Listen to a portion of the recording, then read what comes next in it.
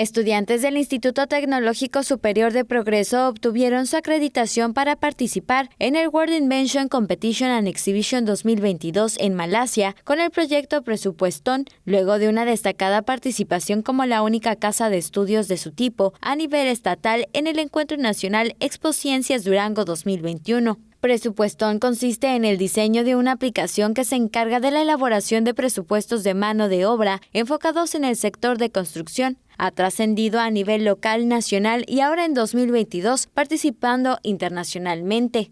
La representación del colegio obtuvo el segundo lugar en el encuentro virtual Expociencias Yucatán 2021 y Presupuestón logró altos puntajes en Expociencias Durango 2021 y se encamina para este inicio de año a representar a Yucatán en Malasia durante el World Invention Competition and Exhibition de manera virtual. Teleyucatán te informa. Teleyucatán te informa, lunes a viernes 3 de la tarde. Síguenos.